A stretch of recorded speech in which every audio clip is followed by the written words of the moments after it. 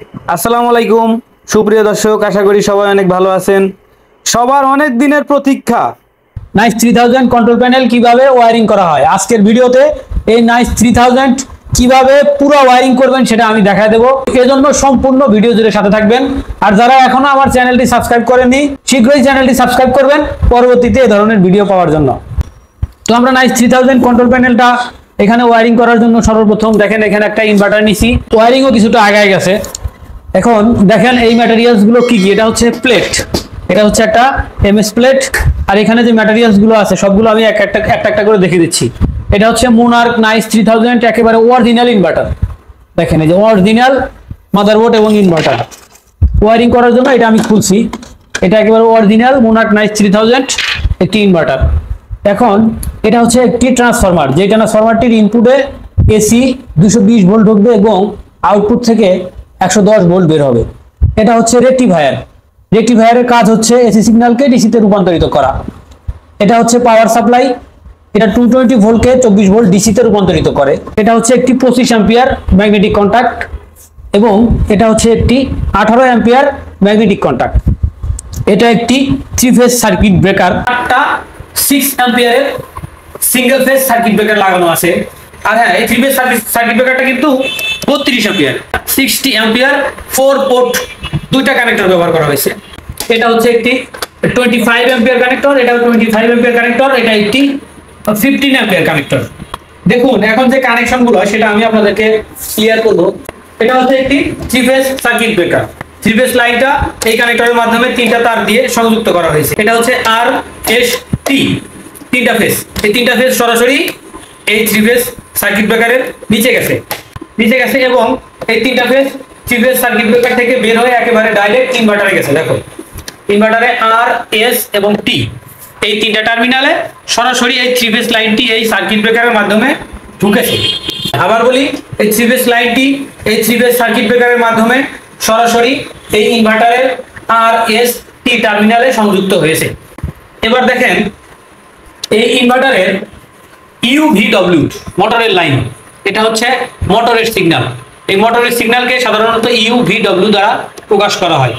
পৃথিবীতে যে কোনো ইলেকট্রিক সিগন্যালের স্যাম্পল হিসাবে ইউভিডব্লিউ যদি থাকে তাহলে বুঝে নেবেন যে এটা মোটরের লাইন। তো এই মোটরের লাইনটি সরাসরি এই ম্যাগনেটিক কন্টাক্টে গেছে। এই ম্যাগনেটিক কন্টাক্টে এই দেখেন এই লাল তারটা ঢুকছে, এই ম্যাগনেটিক কন্টাক্টের উপরের অংশে লাগছে, উপরের অংশ লাগানো হয়েছে। এটা হচ্ছে ইউ, এটা হচ্ছে ভি আর এটা হচ্ছে ডব্লিউ। এবং ম্যাগনেটিক কন্টাক্টের একেবারে নিচের অংশ থেকে ইউভিডব্লিউটি এই টার্মিনালের মাধ্যমে সংযুক্ত করা হয়েছে। বুঝতে পারছেন তো? যদি এই ম্যাগনেটিক কন্টাক্টটা চাপ দেওয়া হয় বা ম্যাগনেটিক কন্টাক্টটা যদি কাজ করে তখন মোটরটা ঘুরবে বা মোটর দিকে লাইন প্রবাহিত হবে, মোটর দিকে কারেন্ট সাপ্লাই যাবে। এবার এই হাই ভোল্টেজের যে লাইনগুলো আছে সেগুলো আমি দেখালাম। এখন দেখেন এই যে আর্থিনের যে টার্মিনালটা, এই আর্থিনের টার্মিনালটা ইনভার্টারের আর্থিন স্যাম্পলে দেওয়া আছে। ইনভার্টারের আর্থিনের এখানে লাগানো হয়েছে, সরাসরি এই আর্থিন কালারের কেবলের মাধ্যমে এটার বডিতে সংযুক্ত করা হয়েছে। আর এইখানে দেখেন এইখানে একটা টার্মিনাল আছে, এটা হচ্ছে নিউট্রাল, এটা ইনপুট নিউট্রাল। আমরা যেখানে লিফটার চালু করবো সেটা হচ্ছে ইনপুট নিউট্রাল। এই ইনপুট নিউট্রালটা এই কেবলটা কোথায় কোথায় গেছে আমি আপনাদেরকে দেখাই। এটা হচ্ছে এই টার্মিনালের এখানে আসছে, এটা হচ্ছে হাই ভোল্টেজ টার্মিনাল, এটা লো ভোল্টেজ টার্মিনাল, আর এটা কমিউনিকেশন টার্মিনাল হিসাবে আমি ব্যবহার করব। যার কারণে এখানে 220 যে নিউট্রালটা ইনপুট সেটা আমি এই টার্মিনালের সাথে একটা সংযুক্ত করে রাখছি। এটা আমি যখন ট্রাভেলিং কেবলটা কানেকশন করব কেবিনের উপরে লাইন দেওয়া টার্মিনালটা সংযুক্ত করে রাখা হয়েছে। দেখেন এই তারটা কিন্তু আবার এই ম্যাগনেটিক কন্টাক্ট কিন্তু কয়েল ভোল্টেজ 220 ভোল্ট, এটারও কয়েল ভোল্টেজ 220 ভোল্ট। এই টোটাল যে সার্কিটটা আছে, এই টোটাল যে কন্ট্রোল প্যানেলটা আছে, এই কন্ট্রোল প্যানেলের যেখানে যেখানে নিউট্রাল আমার দেওয়া দরকার সেই নিউট্রাল গুলো আমি এখান থেকে সংযুক্ত করে দিয়েছি। এই নিউট্রালটা এখানে গেছে, এই নিউট্রালটা এই ম্যাগনেটিক কন্টাক্টের একটা পোর্টে, কয়েলের একটা পোর্টে লাগাইছি এবং আরেকটা ম্যাগনেটিক কন্টাক্টের কয়েলের আরেকটা পোর্টে এই নিউট্রালটা লাগাইছি। এই নিউট্রালটা একসাথে লুপ করে এই পাওয়ার সাপ্লাই যেহেতু 220 ভোল্ট ইনপুট, সেজন্য এখানে 220 ভোল্ট নিউট্রালের প্রয়োজন হবে। এই দেখেন আমি এখানে এই নিউট্রালটা এখানে লাগাই দিছি, এই দেখেন লাগাই দিছি। এবং সর্বশেষে যেটা করছি সেটা হচ্ছে এই পাওয়ার সাপ্লাইয়ের নিউট্রাল টার্মিনালে লাগাই দিছি। এই পাওয়ার সাপ্লাইটা কিন্তু ইনপুট ভোল্টেজ 220, আউটপুট ভোল্টেজ 110, সেখানে আমি ইনপুটটা লাগাই দিছি। একটা লিফট চালানোর জন্য কয়েক ধরনের ভোল্টেজ প্রয়োজন হয়। প্রথমত 3 ফেজ ভোল্টেজ, তারপরে 220 ভোল্টেজ, তারপরে 110 ভোল্টেজ এসি, তারপর 110 ভোল্টেজ ডিসি, তারপর 24 ভোল্টেজ। এই ভোল্টেজগুলো লিখতে লাগে। আমি কিন্তু 3 ফেজ লাইনের ভোল্টেজটা আপনাদেরকে দেখাই দিয়েছি, 3 ফেজ লাইনটা কোথায় কোথায় গেছে ইনপুট হয়েছে এবং কোথায় কোথায় দিয়ে আউটপুট হয়েছে। এখন আমি নিউট্রালটা 220 ভোল্টের নিউট্রালটা কোথায় কোথায় এখানে লাগানো হয়েছে সেটা আমি দেখাই দিয়েছি। এবার দেখেন 220 ফেজ যে কোনো একটা ফেজ থেকে আমরা এখান থেকে নিচ্ছি। দেখেন এই যে 3 ফেজ ট্রান্সফরমার, এই যে 3 ফেজ সার্কিট ব্রেকারটা, এখানে যে আর টার্মিনালটা আছে, প্রথমে যে টার্মিনালটা আছে আর, সেই আর থেকে আমি একটা তার টানাইছি, এটা হচ্ছে একটা ফেজ আমি বের করছি, একটা ফেজ বের করে নিয়ে সরাসরি এই দুইটা সার্কিট ব্রেকারে লাগাইছি। দেখেন এই দুইটা সার্কিট ব্রেকারে, একটা না কিন্তু একটা এবং আরেকটা, যখন এই সার্কিট ব্রেকারটা চালু হবে তখন এই দুইটা সার্কিট ব্রেকারের নিচে লাইন আসবে, এই দুইটা সার্কিট ব্রেকার একত্রে কাজ করবে। এই দুইটা সার্কিট ব্রেকার কেন ব্যবহার করা হয়েছে, এই একটা সার্কিট ব্রেকার দিয়ে টোটাল এই কন্ট্রোল প্যানেলের যত 220 সাপ্লাই আছে সেগুলো অন করা হয়েছে, এবং আরেকটা সার্কিট ব্রেকার দিয়ে, এই দেখেন আরেকটা সার্কিট ব্রেকার দিয়ে এই যে তারটা একেবারে আমি এখানে টানায় রাখছি, লিফটের কেবিনের উপরে যে ভোল্টেজ দরকার হয় সেটাতে আরেকটা সার্কিট ব্রেকারের মাধ্যমে ফেজ সাপ্লাইটা দেওয়া হয়েছে। তো এই দুটো সার্কিট ব্রেকার লাগানোর উদ্দেশ্য হচ্ছে একটা সার্কিট ব্রেকার দিয়ে এই টোটাল কন্ট্রোল প্যানেলটা রান হবে, এবং আরেকটা সার্কিট ব্রেকারের মাধ্যমে কেবিনের উপরে কার টপে যে 220 লাইনটা যাবে সেটা এই আরেকটা সার্কিট ব্রেকারের মাধ্যমে যাবে। এখন দেখেন এই সার্কিট ব্রেকার, যেটাই আমার কন্ট্রোলের ভিতরে যে সার্কিট ব্রেকারটা ব্যবহার করা হয়েছে, সেই 220টা কোথায় কোথায় দেওয়া হয়েছে। এই 220টা দেওয়া হয়েছে সরাসরি প্রথমে পাওয়ার সাপ্লাইয়ে, এরপরে দেওয়া হয়েছে একেবারে ট্রান্সফরমারের ইনপুটে, দেখেন এই যে 220 লেখা যেখানে সেখানে দেওয়া আছে ট্রান্সফরমারের ইনপুটে।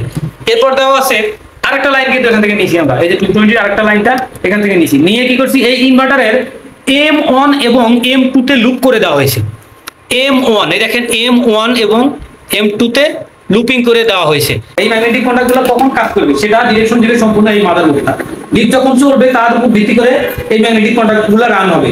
সেজন্য এখানে 220 ভোল্টেজ কিন্তু ইনপুটে দেওয়া হয়েছে, এবং আউটপুট যে লাইনটা নেওয়া হয়েছে সেটা হচ্ছে Y1 দেওয়া হয়েছে এই ম্যাগনেটিক কন্ডাক্টের আরেকটা টার্মিনালে। দেখেন এখানে নিউট্রালটা কিন্তু ডাইরেক্ট দেওয়া আছে, এবং Y1টা দেওয়া আছে মাদারবোর্ডের Y1 থেকে এই ম্যাগনেটিক কন্ডাক্টের আরেকটা কয়েলে।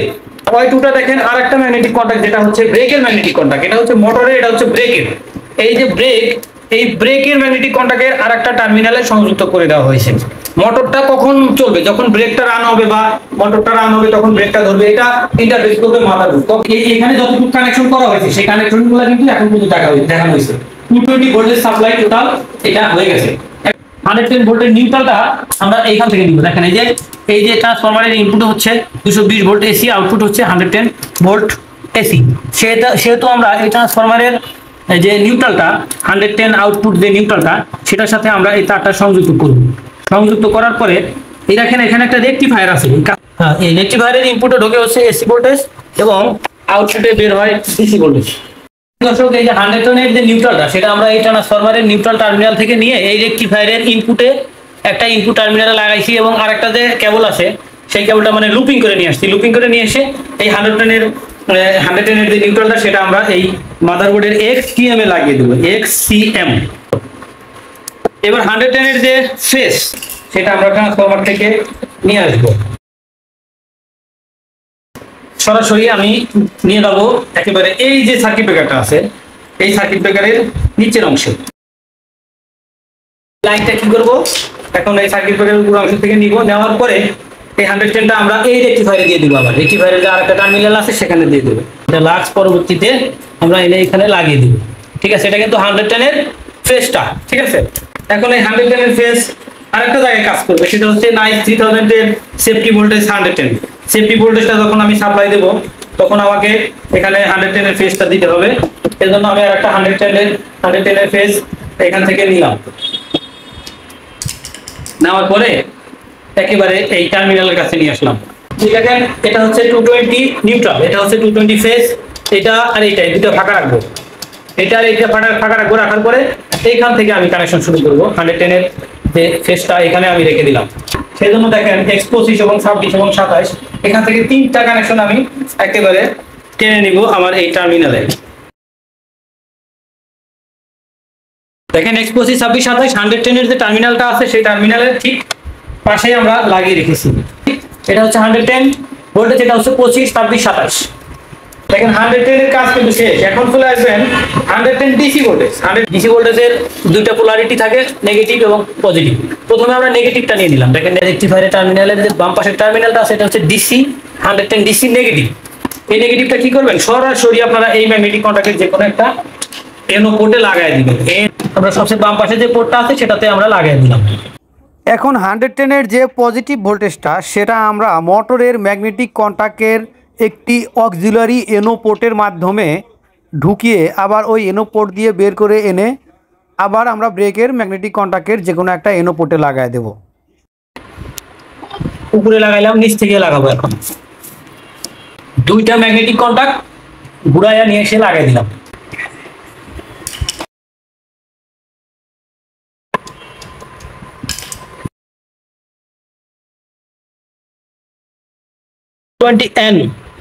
N এটা হচ্ছে 220L, এটা হচ্ছে বিকে প্লাস, বিকে মাইনাস, এটা হচ্ছে বিকে প্লাস, এটা হচ্ছে 110 ভোল্ট এসি, এটা হচ্ছে X25, এটা 26, এটা X27।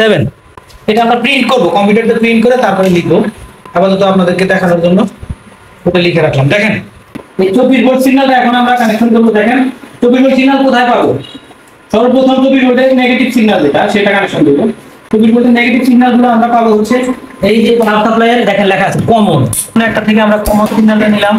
দেখেন 24 ভোল্ট নেগেটিভটা আমরা এই টার্মিনালে দিয়ে রাখলাম। এই যে ছোট্ট একটা টার্মিনাল দিছি, এখানে কমিউনিকেশন এবং নেগেটিভ 24 ভোল্ট সিগন্যালগুলো আমি এখানে লাগাবো।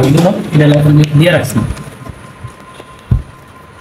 এটা হচ্ছে 24 ভোল্ট নেগেটিভ সিগন্যালটা এখানে দিয়ে রাখলাম। দেখেন এই যে 24 ভোল্টের নেগেটিভ সিগন্যালটা আমি এখন এই মাদারবোর্ডের এই 24 ভোল্ট নেগেটিভ এইখানে পাবেন। এইখানে এমসিএম এ আমরা 24 ভোল্ট নেগেটিভ, মানে এখানে এই টেস্টারটা দেওয়ার উদ্দেশ্য কি, এটা যদি আপনি কানেকশন করেন এটা কিন্তু ভেঙে যাবে, ভেঙে মাদারবোর্ডের উপর ইফেক্ট করবে, যার কারণে এইভাবে দিয়ে কিছু দিয়ে তারপরে কাজ করবেন। ওকে, এখন 24 ভোল্টের নেগেটিভটা আমরা এই টার্মিনালেও দিছি, এখানেও দিছি। এখন 24 ভোল্টের পজিটিভটা আপনারা নেবেন। পজিটিভটা কই থেকে নেবেন জানেন? বি প্লাস, এই বি প্লাস থেকে 24 ভোল্টের পজিটিভটা নিয়ে নেন। 24 ভোল্ট বি প্লাস থেকে নিলেন, পজিটিভটা নেওয়ার পরে সরাসরি দিবেন এই সার্কিট ব্রেকারে, লাস্টের যে একটা সার্কিট ব্রেকার আছে সেটাতে দিবেন। ইনপুটে দিয়ে দিছি 24 ভোল্ট পজিটিভ সিগন্যালটা। এখন 24 ভোল্ট পজিটিভ সিগন্যাল কোথায় কোথায় যাবে দেখেন। পজিটিভ সিগন্যাল এই ম্যাগনেটিক কন্টাক্টের ফিডব্যাকে যাবে, এই মাদারবোর্ডের মেইন যে সাপ্লাই 24 ভোল্টের সাপ্লাই সেখানে যাবে। যে সাপ্লাইটা আমরা এই সার্কিট ব্রেকারের মাধ্যমে দিব, এই সার্কিট ব্রেকার থেকে 24 ভোল্টের সাপ্লাইটা নিয়ে এই মাদারবোর্ডে দিব, এই টার্মিনালে দিব, এই ম্যাগনেটিক কন্টাক্টে দিব।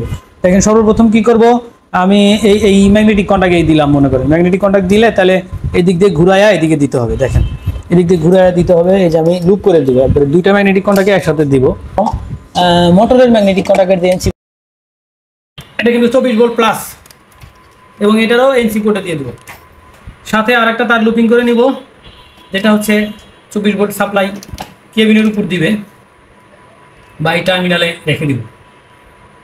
হ্যাঁ, এই যে ম্যাগনেটিক কন্টাক্টের দুইটা এনসি পোর্ট, এটা হচ্ছে রানিং ম্যাগনেটিক কন্টাক্ট, এটা হচ্ছে ব্রেক ম্যাগনেটিক কন্টাক্ট, একসাথে দিয়ে রাখলাম। এখন এই যে এখানে 24 ভোল্ট নেগেটিভটা রাখছিলাম, এটার জন্য আবার আমরা একটা পজিটিভ সিগন্যাল এখানে রেখে দিব। দিলাম 24 ভোল্টের জন্য যে সার্কিট ব্রেকারটা লাগাইছি সেই সার্কিট ব্রেকারটা থেকে এই 24 ভোল্ট প্লাসটা আবার নিব মাদারবোর্ডে সাপ্লাই করার জন্য। হ্যাঁ দেখেন এখান থেকে নিয়েছি, এই যে কেবলটা এই দিক থেকে এইখানে লাগিয়ে দিব। এই কানেক্টরটা কাজ করতে পারবেন না, সেজন্য এরকম ছোট একটা কানেক্টর বানাই নিব। ঠিক আছে, এটা হচ্ছে রানিং ম্যাগনেটিক কন্টাক্ট বা মোটরের ম্যাগনেটিক কন্টাক্ট। নিচে যে লুপিং করে দিয়ে রাখছিলাম নিচে 24 ভোল্টটা, সেই 24 ভোল্টটা এইখানে দিয়েছিলাম না, এটা থেকে বের হয়ে এই যে এই রানিং ম্যাগনেটিক কন্টাক্টের এনসি পোর্ট থেকে এই ফিডব্যাকটা এক্স এর 6 এ যাবে, x6। হ্যাঁ, এক্স এর 6 এ যাবে। এবার আবার ওই ব্রেকেটটা থেকে নিয়ে আসেন, ব্রেকেটটা থেকে নিয়ে এসে এক্স এর 7 এ লাগাই দেন। কিন্তু আমি না করে দিচ্ছি, দুঃখিত, আমরা সময় পাই না আসলে ওইভাবে কাজ। সুতরাং জন্য আগে একটা সিস্টেম করছিলাম, ওই সিস্টেম আর কন্টিনিউ করতে পারি নাই। দেখেন এই যে 24 ভোল্টের যে ফিডব্যাকটা ব্রেকের ম্যাগনেটিক কন্টাক্টের, সেটা আমরা এখন এক্স এর 7 এ লাগাই দিব। ঠিক আছে, এখন যেটা করবেন, ইনস্পেকশন সিগন্যাল, লেভেল সিগন্যাল, এই তারগুলো শুধু এখানে টানায় রাখবেন না, কিচ্ছু করা লাগবে না। এই এক্স এর কানেকশনটা এই টার্মিনালে লাগাইছি এবং তারপরে X9 এর কানেকশনটা এইখানে লাগাইছি। এইভাবে ক্রমান্বয়ে X11, 12, 13, 14, 15, 16 এবং X20 পর্যন্ত আমরা X20 পরবর্তীতে X20 কানেকশনটাও আমরা এখানে লাগাইছি। এবার হচ্ছে এখানে যে কমিউনিকেশন লাইনটা আছে, যেটা হচ্ছে can plus can minus, mode plus mode minus, এখানে 4টা টার্মিনাল হবে, ক্যান প্লাস ক্যান মাইনাস এবং মোড প্লাস মোড মাইনাস। এই 4টা টার্মিনাল আমরা এখান থেকে টানাইয়া এই টার্মিনালে রাখবো। এটা হচ্ছে ক্যান প্লাস কমিউনিকেশনের জন্য ব্যবহার করবো আমরা। কমিউনিকেশন আছে আমরা 24 ভোল্ট পাওয়ার সাপ্লাই যেখানে মাদারবোর্ডে দিয়েছি, সেখানে mode plus mode minus, can plus can minus আমরা যথাক্রমে এই যে কমিউনিকেশন টার্মিনাল যেটা সেখানে আমরা দিয়ে রাখবো। আর এখানে যে দুটো ফাঁকা দেখতেছেন এটাতে আমরা 24 ভোল্ট প্লাস মাইনাস লুপিং করে দিব। আমাদের 24 ভোল্ট সাধারণত অনেক জায়গাতেই দরকার হয়, যার কারণে এই দুইটা টার্মিনাল দিয়ে 24 ভোল্টের সাইডে পূরণ করা সম্ভব না। এটা আমরা পরবর্তীতে শর্ট দিয়ে লুপিং করে এখানে 24 ভোল্ট আমরা সাপ্লাই দিব, সেজন্য এই দুটো টার্মিনাল ফাঁকা রাখা হয়েছে। আর সবসময় চেষ্টা করবেন হাই ভোল্টেজ টার্মিনাল এবং লো ভোল্টেজ টার্মিনাল, তারপরে কমিউনিকেশন টার্মিনাল এগুলো আলাদা করতে। দর্শক দেখেন, এই যে কন্ট্রোলটা আমরা ফুল রেডি করছি, এখন কেমন দেখা যায় এটা আপনাদেরকে দেখাচ্ছি। ব্রেকিং রেজিস্ট্যান্স লাগাইছি, ইন্সপেকশন সুইচগুলো লাগাইছি। দেখেন এই যে কন্ট্রোলটা আমরা রেডি করছি। দর্শক ভিডিওটি যদি ভালো লেগে থাকে অবশ্যই সাবস্ক্রাইব করে আমাদের চ্যানেলের পাশে থাকবেন এবং আপনার গুরুত্বপূর্ণ মতামতগুলো আমাদেরকে কমেন্ট বক্সে জানিয়ে দেবেন। ভালো থাকবেন সবাই, দেখা হবে আরো একটি নতুন ভিডিওতে। আল্লাহ হাফেজ।